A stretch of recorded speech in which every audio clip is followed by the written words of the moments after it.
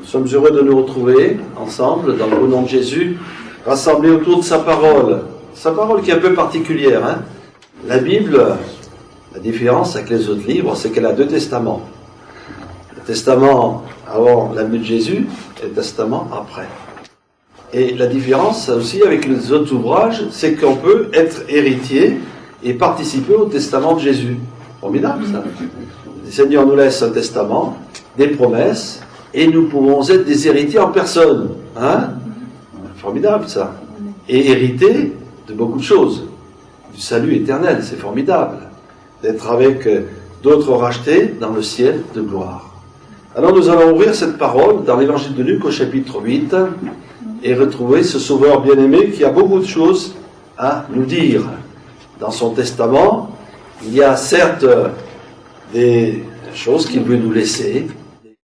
Luc chapitre 8, des biens qu'il veut nous laisser, c'est toutes sortes de grâces spirituelles. Il veut nous donner sa paix, sa joie, son amour, bien sûr la vie éternelle.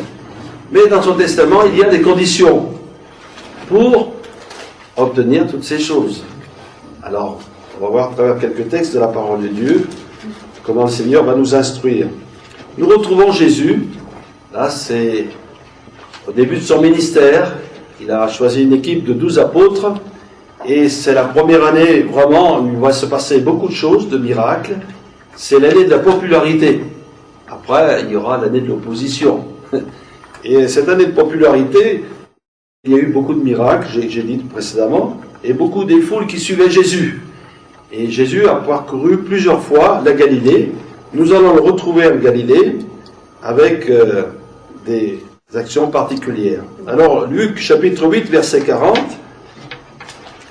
À son retour, Jésus sortit, Jésus fut reçu par la foule, car tous l'attendaient. Et voici, il y avait un homme nommé Jairus, qui était chef de la synagogue. Il se jeta à ses pieds et le supplia d'entrer dans sa maison, parce qu'il avait une fille unique d'environ 12 ans, qui se mourait. Pendant que Jésus y allait, il fut pressé par la foule.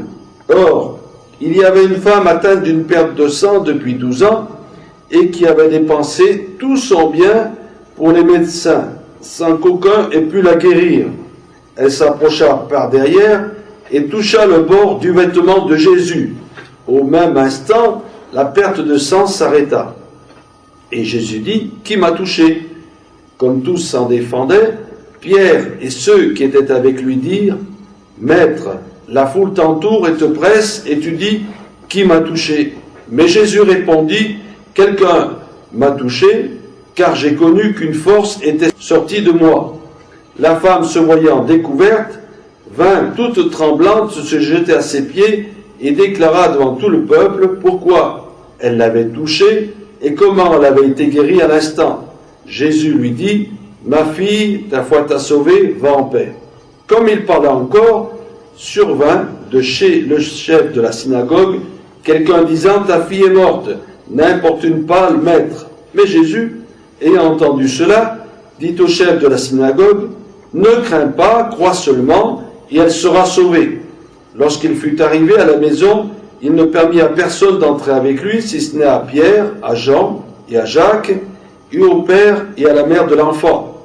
Tous pleuraient et se lamentaient sur elle. Alors Jésus dit, « Ne pleurez pas, elle n'est pas morte, mais elle dort. » Et il se moquait de lui, sachant qu'elle était morte.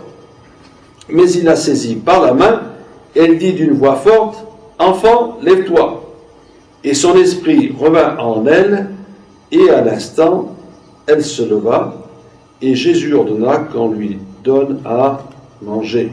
Gloire à Dieu. Un autre texte, que je lirai simplement, ce n'est pas la peine d'ouvrir la Bible, c'est dans l'Épître aux Galates. Marchez selon l'esprit, et vous n'accomplirez pas les désirs de la chair.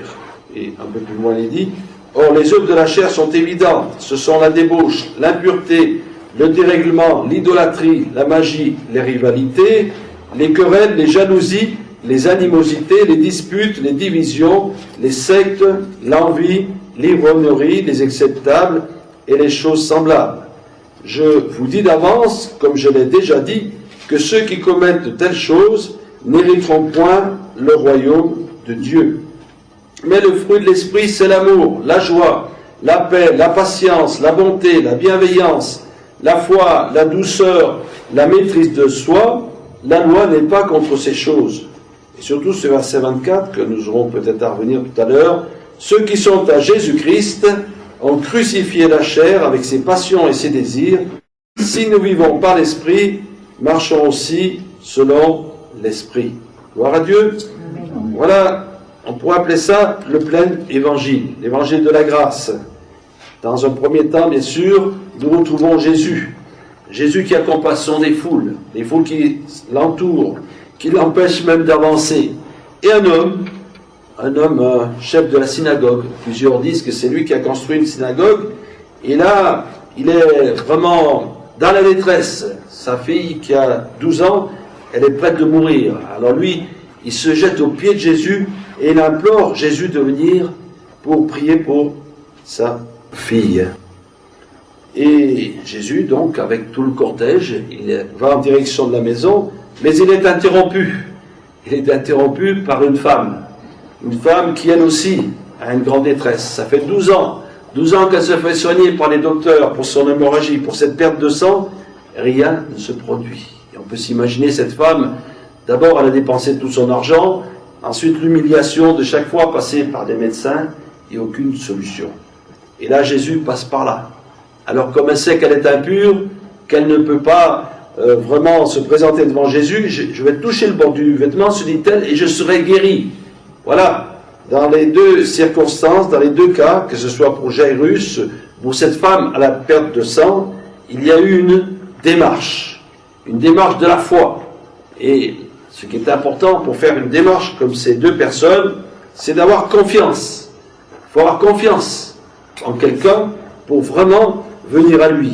Et tous les deux, que ce soit Jairus ou cette femme à la perte de sang, ont eu confiance en Jésus.